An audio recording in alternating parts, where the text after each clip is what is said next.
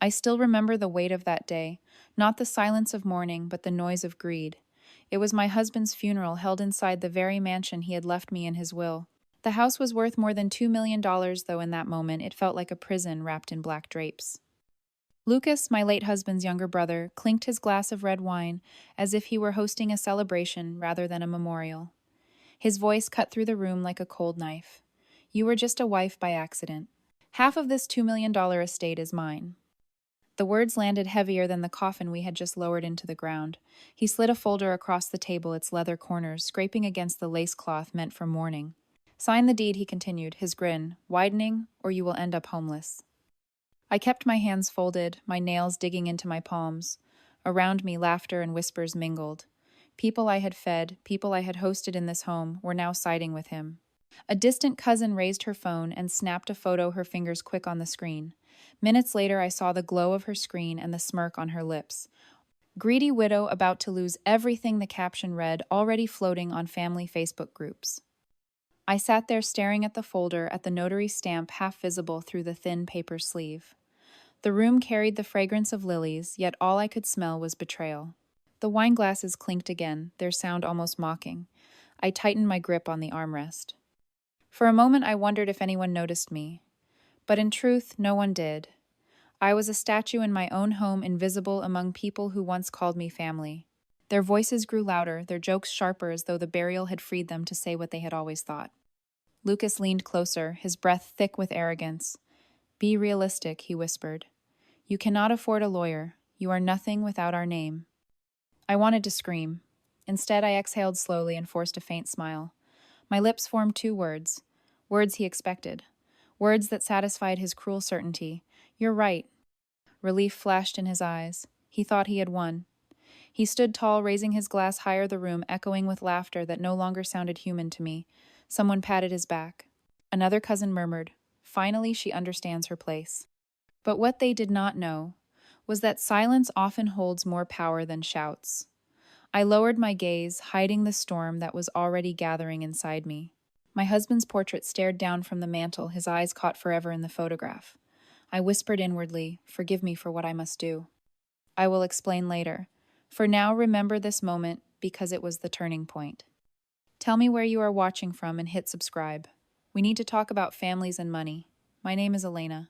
I am 34 years old, and until the accident, I thought I had my life mapped out with reasonable certainty. I worked as a marketing director for a mid-sized firm in the city. It was not glamorous, but it gave me stability, savings, and a sense of pride. I had married into what people like to call an old family in our community, a lineage with history and property. My husband was the gentlest of men. He had no taste for his family's posturing, but he loved the house, this sprawling estate built by his grandfather nearly a century ago. When the crash took him from me, I inherited the mansion along with his savings. The papers were signed and sealed, and I became the legal owner.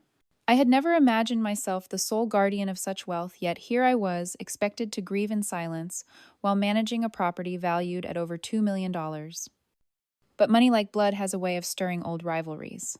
His younger brother Lucas was the most obvious spark. Lucas had dabbled in businesses, real estate one year, a technology startup the next, and even a short-lived import venture. Each time he had declared he was destined for success, and each time he had failed, leaving behind another pile of debt. His reputation in town was one of recklessness mixed with arrogance. He had once bragged about buying a sports car with borrowed money, only to sell it months later to pay off creditors. To him, my inheritance was not just tempting, it was salvation. And to the rest of the family, I was an outsider who had stumbled into fortune by marrying their son. I could feel their stares, even before Lucas spoke, at the funeral stares that measured not my grief but the value of the deed in my hand. I still remember one evening in the weeks after the funeral. The family gathered in the library, portraits of ancestors, watching over us with stern eyes. Lucas spread a set of documents across the oak table. His voice was calm, but his words carried poison. This estate should stay in the bloodline, he said. You are welcome to keep a portion of the savings, but the house, our house, belongs to us. Sign it over, Elena. His mother nodded in quiet agreement, her eyes refusing to meet mine. An uncle coughed into his hand but said nothing. To them I was merely a guest who had overstayed. I placed my hand on the smooth surface of the table, feeling the grooves carved by decades of family arguments. He left it to me, I said simply. Lucas smirked. and yet you cannot afford to defend it. Courts do not respect sentiment, they respect power. The words clung to me long after the meeting ended. I walked through the halls that night, listening to the echo of my own footsteps. The house no longer felt like a home. It was a battlefield disguised by chandeliers and marble floors. The betrayal was not only in their demands, but in their timing. Barely a month had passed since I buried the man I loved, and already they were circling like vultures. I thought of my parents long gone, who had taught me that family meant loyalty. How far from that lesson these people had strayed. Still, I kept my composure. I knew that anger spoken too early becomes weakness. Let them think me fragile, I told myself. Let them believe their words had buried me along with him. But what they did not know was that grief, when pressed hard enough, forges steel. Grief makes you quiet, but humiliation makes you burn. I learned that lesson soon after the funeral, when whispers turned into posts, and posts turned into ridicule. One evening I opened my phone and saw my own face staring back at me on the family Facebook page. It was a picture from the funeral gathering me, seated stiffly at the table, the folder in front of me, my eyes hollow with grief. The caption read, "Greedy widow about to lose everything." Dozens of relatives had reacted with laughing emojis as if my life were some theater show staged for their amusement. I scrolled further and found an email chain forwarded to nearly the entire extended family. At the top was the name of a sister-in-law I had once trusted. The subject line, "She doesn't deserve it." The message was short but sharp. "She married him for comfort, not love. She has no right to our fortune. Lucas is doing what's best for us." Beneath her words were dozens of replies, some brief nods of agreement, others long tirades, accusing me of being an opportunist. It felt as though the walls of the mansion were closing in. This house, once filled with holiday laughter and the scent of cedar from the fireplace, now echoed with betrayal. Neighbors avoided eye contact when I walked down the driveway.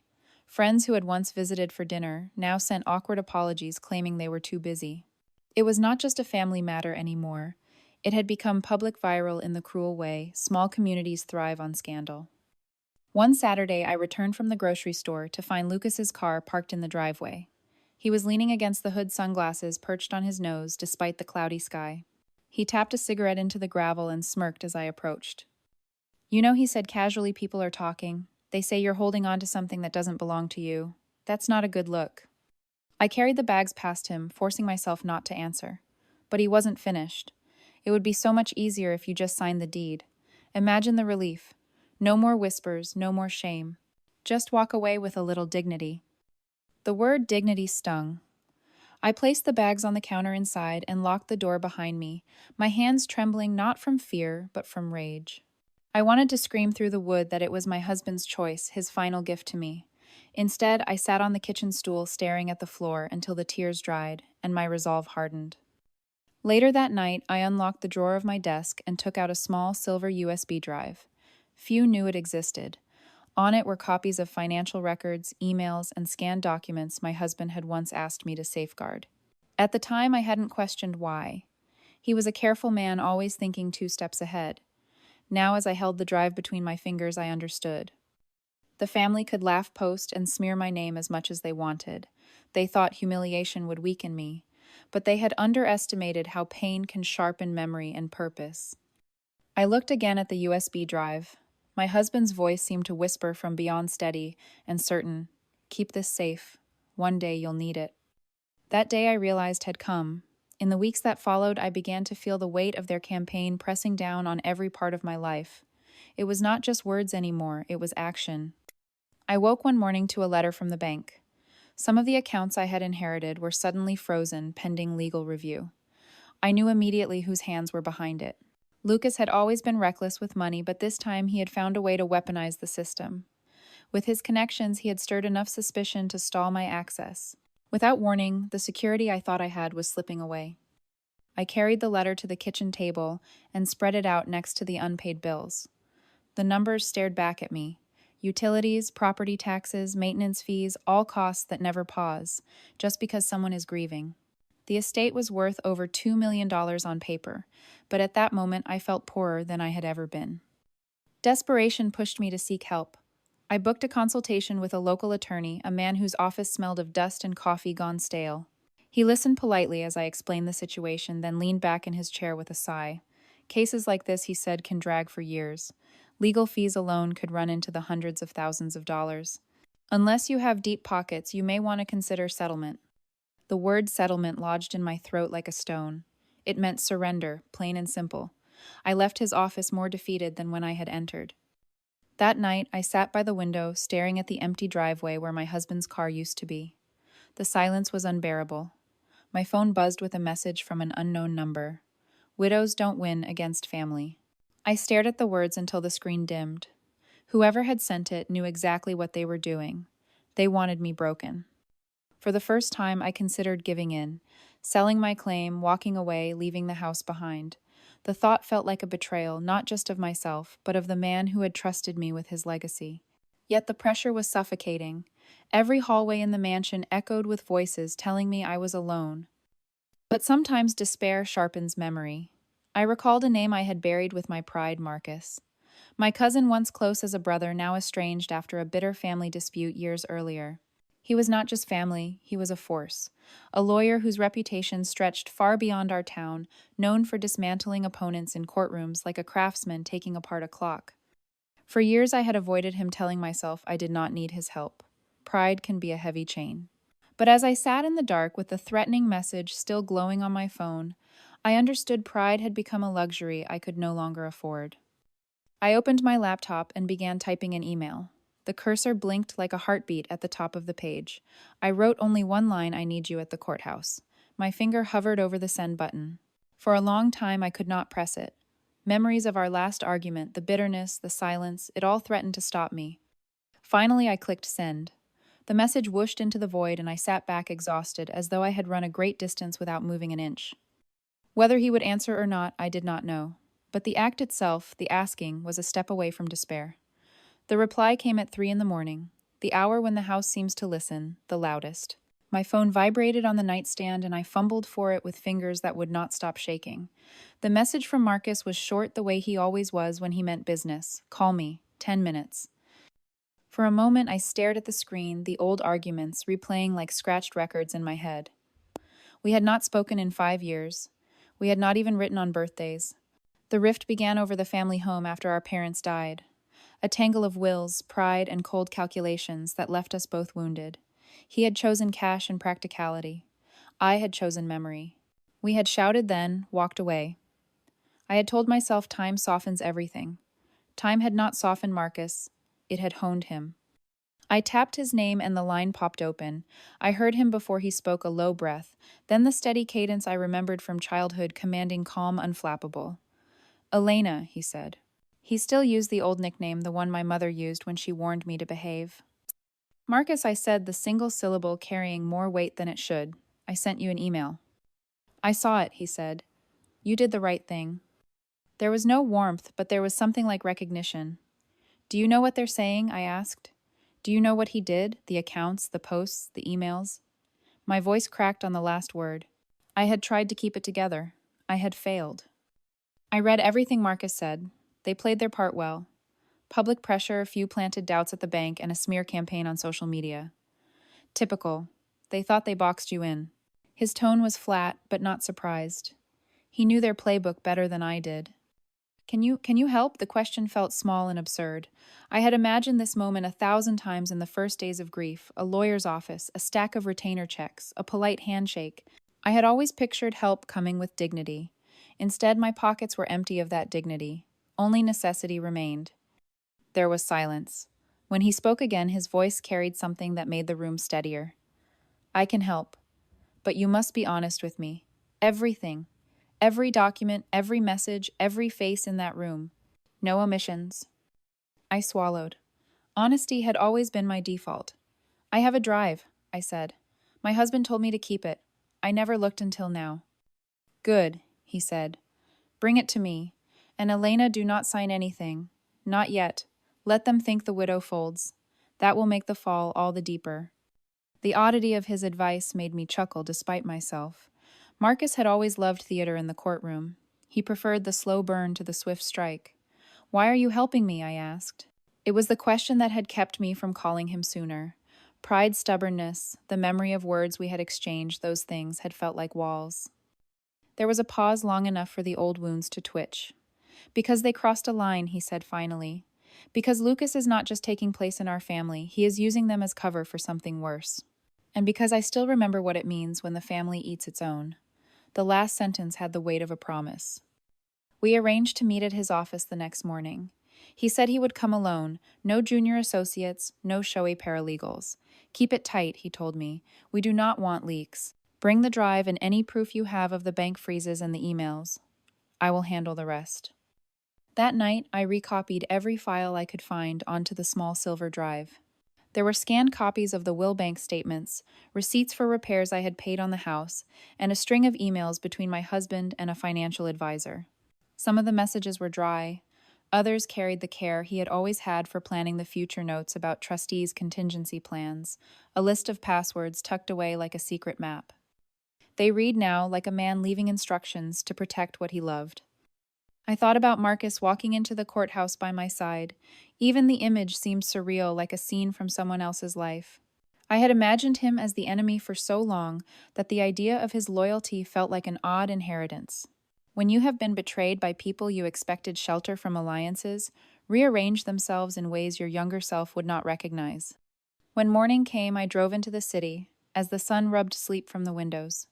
Marcus's office was on the fourth floor of an old brick building, the kind with high ceilings and a receptionist who could tell from the way a person stood whether they were nervous. The reception area smelled faintly of leather and lemon polish. It was a familiar, controlled place, everything Marcus preferred. He met me at the door, suit, unbuttoned tie, loosened just so. He looked older than I remembered, lines deepened by years of court battles, but the eyes were the same precise scanning measuring. He did not smile. He did not offer condolences. He simply extended his hand and took the drive. "Show me everything," he said. I handed him the folder of emails, the screenshots of the Facebook posts, the bank letter with the freeze notice. His fingers brushed the paper as if he could already feel the argument forming. He read silently, then looked up. "They have been sloppy," he said. "Arrogant people always are. They leave footprints." "And if they have already frozen accounts?" I asked. The fear in my chest made my words rush.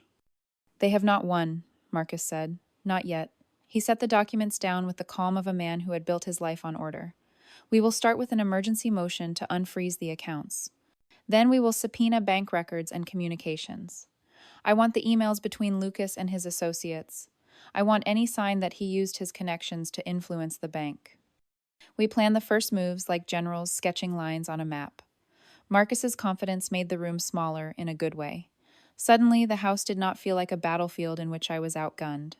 The plan was not extraction, it was strategy. It was slow, methodical, and it smelled of justice more than revenge. Before I left, Marcus paused and looked at me differently than he had in years. "One more thing," he said. "Keep your friends small and true. In this town, sympathies change like weather. Trust only those who have earned it." Then he gave a small, almost imperceptible nod, the kind that in our childhood meant we are together on this. I walked back to my car feeling lighter and stranger at once. I had called in the storm, and for the first time since the funeral, I felt less like a guest in my own life, and more like its steward. The courthouse stood on Main Street, like an old ship, anchored against time, its stone columns streaked by decades of rain. I arrived early, a folder of documents pressed flat against my chest. It felt thin compared with the stacks Lucas's attorneys would carry, but Marcus had assured me that substance always beats spectacle. I walked through the metal detector shoes, clicking on terrazzo that smelled faintly of wax and history. A deputy guided me to domestic courtroom B. The benches were already filling journalists from the local paper, neighbors curious for drama and family. Oh, the family clustered near the back like a flock of ravens. I saw Lucas among them, shoulders draped in an expensive suit the color of wet asphalt. He was laughing at something one of his lawyers had whispered. My pulse drummed in my ears, yet my face held calm. Marcus had taught me that fear and anger are just two masks. Choose neither, and you unsettle the room. I slid into the front pew, set my folder beside me, and waited. The bailiff called court is now in session. We rose. Judge Caldwell entered, silver hair, sharp eyes, the patience of a surgeon. She settled behind the elevated desk and glanced at the docket. Petitioner Mr. Lucas Grant, the clerk, seeks immediate transfer of property on grounds of family entitlement. Respondent Mrs. Elena Grant opposes. Lucas's lead counsel, a tall man named Harrington, strode forward. His tie alone probably cost more than my monthly grocery bill. Your Honor, he said with an easy drawl, we represent Mr. Grant in safeguarding ancestral property. Mrs. Grant, though we sympathize with her recent loss, is not of the Grant bloodline. This estate, valued at over $2 million, belongs with the family. His words slid across the room like oil. I heard a murmur of approval from the back row. Harrington produced charts, photos of the mansion, framed by autumn leaves, even a genealogy tree highlighted in gold ink. It was all theater. When he finished, Judge Caldwell turned to my side of the table. For the first time, I felt the air shift. The gallery turned, expecting me to stand alone perhaps, to stumble through a speech about love and promises. Lucas folded his arms, already savoring the victory. Then the door at the rear of the courtroom opened. Marcus entered his steps, measured face unreadable. He carried nothing but a slim leather binder. No parade of aides, no poster boards, no theatrics. Just himself. The hush that fell over the room was almost physical. He bowed slightly to the judge. Counsel for the respondent, Marcus Hale. The name settled like a heavy book dropped onto a quiet desk. Even Harrington's smile faltered. Judge Caldwell nodded. Proceed, Mr. Hale. Marcus began the way a carpenter first inspects wood, slow, precise tapping for weak spots. Your Honor, he said, we concede the petitioner's passion for family heritage, yet passion divorced from fact becomes presumption. He lifted one sheet from his binder, my husband's will, notarized, date stamped. The deceased Benjamin Grant bequeathed the estate in full to his spouse. That is plain. Harrington objected. Intent is ambiguous. Mr. Grant assumed his brother would manage the property. Marcus' objection presumes on behalf of the dead. Further, we will demonstrate that the petitioner's financial motives contradict his stated aim of preservation. He signaled me. I rose, walked to the witness stand, and swore the oath. My voice did not tremble. Marcus's steadiness flowed into me like a borrowed pulse. He asked me gentle questions: how long I had lived in the mansion, the repairs I had overseen, the memories of restoring Benjamin's grandfather clock, the rose garden replanted to honor his mother. Each answer painted love rather than greed. Then Marcus turned like a dancer hitting a mark. Mrs. Grant, are you aware of any intent by the petitioner to encumber the property with debt? Yes, I said. I discovered a loan application bearing the mansion as collateral. I pointed to the exhibit sticker on a photocopy. Interest rate circled date barely 2 weeks after the funeral. A ripple ran through the spectators. Harrington rose, stammered about preliminary inquiries. The judge raised a palm. Counsel will restrain commentary until cross-examination. Marcus wasn't finished. He produced the USB drive. Your Honor, enclosed are emails between the petitioner and a private lender discussing rapid liquidation should title be obtained. We submit these as Exhibit F. Lucas bolted upright. Those emails are personal. The judge's gavel cracked. Sit down, Mr. Grant. Marcus resumed voice, quiet but lethal. Your Honor, petitioner portrays himself as custodian of family legacy while planning to leverage the estate for cash. This is not stewardship, it is exploitation. He closed the binder. We request dismissal of the transfer petition and immediate release of all frozen funds belonging to my client. Harrington tried to rally.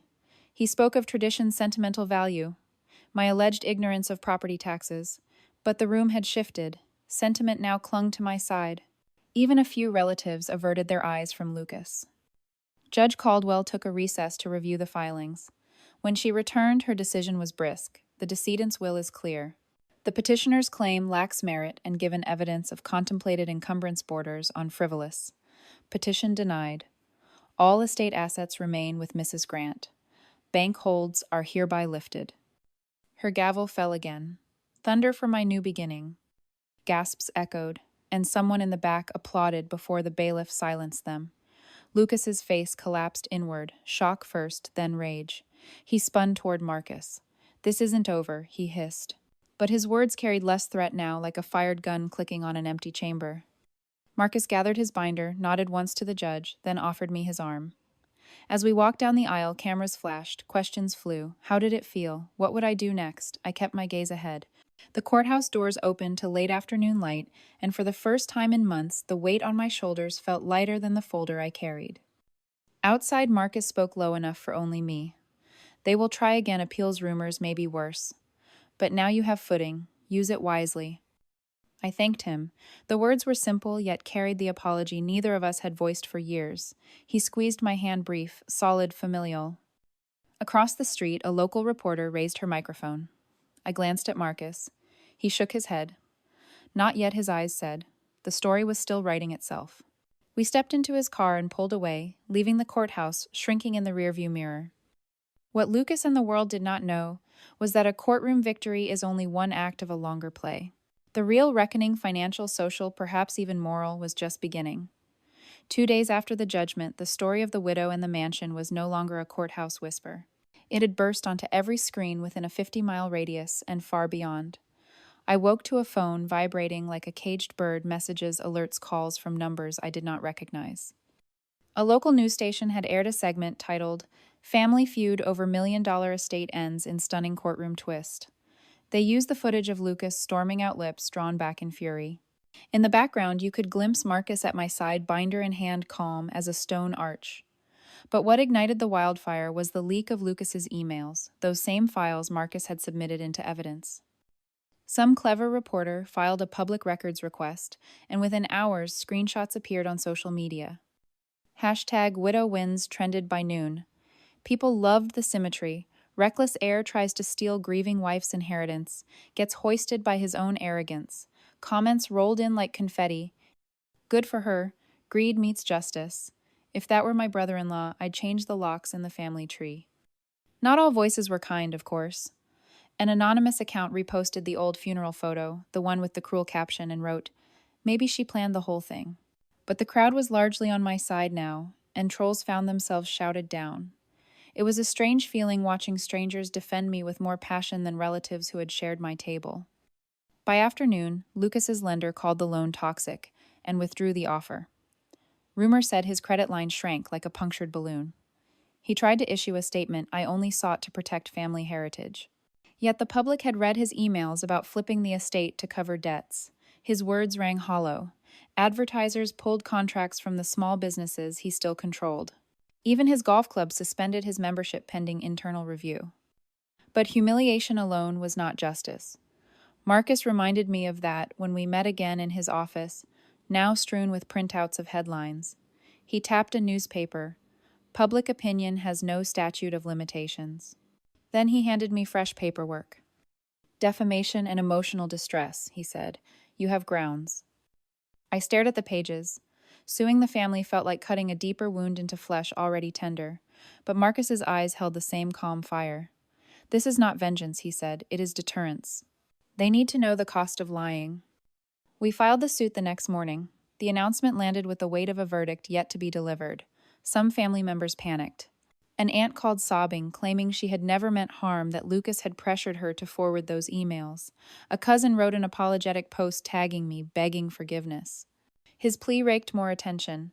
Sympathy for me grew sympathy for them, evaporated.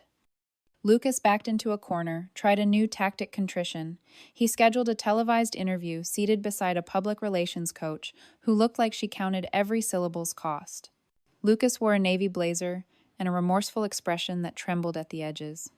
He spoke of grief, misunderstanding, complex family dynamics. He even said my name with practiced softness. I watched the broadcast from my living room sofa. The house felt different now. Mine by law, yes, but also by moral consensus. I recognized the rug of power. Lucas tried to tug from beneath me and felt no fear that it would slide again. Halfway through the interview, the anchor turned to the defamation suit. Lucas shifted eyes, narrowing, the apology veneer cracking. He claimed he had only shared opinions, not lies, and that the viral posts were out of context. The next morning, Marcus forwarded me a ratings chart the interview had flopped. Viewers, it seemed, could smell rehearsed regret. #fake forgiveness trended for a spell before merging back into widow wins. Social fallout spiraled. Lucas's main creditor, a regional bank, demanded early repayment of a bridge loan. His lawyer, Harrington, quietly withdrew from representation, citing irreconcilable differences. Marcus smiled thinly at that news. Even sharks spit out rotten meat. Yet amidst the schadenfreude, I felt a pang of something close to sorrow. There had been a time when Lucas and I shared Sunday coffee on the veranda, teasing Benjamin about his hopelessly neat garden rows. Rage can erase tenderness in the moment, but memory resists. I did not wish Lucas ruin. I wished him humility. The law was giving him that in heavy doses. A week later, Judge Caldwell reconvened court for a hearing on our motion to release the last frozen account, Benjamin's pension fund. Lucas, representing himself, now arrived looking years older. His suit was rumpled, his eyes ringed in sleepless red. When the judge asked if he had any objection, he cleared his throat, but no words came. The motion was granted in under 5 minutes. As we left the hallway, hummed with low voices, Lucas approached us. Marcus moved slightly between us, a barrier of tailored cloth and quiet menace, but Lucas raised an open hand. "I should not have began voice ragged. He swallowed the rest. Maybe pride blocked the apology, maybe grief. He lowered his gaze, turned, and walked away. Outside bulbs flashed. Reporters clamored for comment. I spoke at last, my first public statement since all this began. Grief should bring families together, not tear them apart, I said. I hope we all learn something about kindness and about boundaries. The microphones dipped closer, hungry for conflict, but I was finished. Marcus set a hand on my shoulder, steering me toward the sunlit steps. Behind us, cameras clicked, capturing an image. Neither of us could have imagined months earlier the prodigal cousin lawman and the widow no longer hunted. At home that evening, I wandered through rooms humming with quiet, touching wood banisters, polished by generations. I paused at Benjamin's portrait and thought of how strange fate is that the very greed meant to take this home from me instead secured it in a fortress of public sympathy and legal authority. I opened the windows to let autumn air sweep through the halls. Somewhere online, people were still tweeting, arguing, cheering. Let them. The house listened only to wind and memory. Tomorrow would bring depositions, perhaps settlements, perhaps more headlines. But tonight, for the first time since the funeral, I allowed myself the smallest luxury peace. The first snow of the season fell as softly as forgiveness, dusting the mansion's roof in pewter light. I watched from the parlor window steam curling from a mug of cocoa, rather than anxious coffee. It had been 3 months since Judge Caldwell dismissed Lucas's petition, 2 months since we filed for defamation, and 1 week since the last of the legal knots slipped free. Marcus negotiated a settlement so precise it felt like Carpentry Lucas issued a formal apology read into the court record. He paid damages $500,000 spelled out in the agreement to be deposited straight into a charitable trust that bore Benjamin's name. Half would fund scholarships for young gardeners at the local community college, echoing my husband's quiet passion for soil and seed. The other half covered my legal costs, with enough left over to renovate the western wing that had been shedding plaster for years. The apology mattered more than the money. Lucas's words, though scripted, were public and permanent. I acknowledge the harm caused by my actions and statements. I ask my sister-in-law's forgiveness and commit to rebuilding trust through respectful distance. In some alternate life, we might have been friends again, but life rarely circles back so neatly. I accepted the statement and the distance with grace. The family's group chats fell silent after that. No more photographs of me at unflattering angles. No more speculation about motives. Some relatives wrote embarrassed notes. Others merely reduced themselves to polite nods when we crossed paths at the grocery store. I carried no banners of triumph, yet I felt taller. My spine braced by a quiet knowing boundaries once enforced are rarely breached again. Marcus visited on a Saturday to finalize paperwork. We sat in the library where the conflict had first bloomed. The air was warmer now, logs cracking in the grate. He tapped a pen against the deed, smiling in that sparse way he reserved for ideas rather than jokes. You could sell, he reminded me.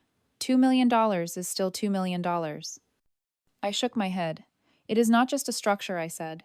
It is memory made solid. And besides, gardens do not move well. He nodded. Then plant something new. So I did. In spring, I hired a crew to turn the sloping backyard into a teaching garden. Raised beds for vegetables, terraces for roses, a small greenhouse financed by the settlement. We partnered with the county school district. On Thursdays, children with muddy knees tramped through the rows, learning how patience becomes petals. I stood among them, sometimes explaining how roots need darkness to find depth the way a soul needs struggle to find strength. As for Marcus, our once broken bond mended in pragmatic stitches, weekend dinners, long walks where conversation wandered past law and into memories of childhood summers by the river.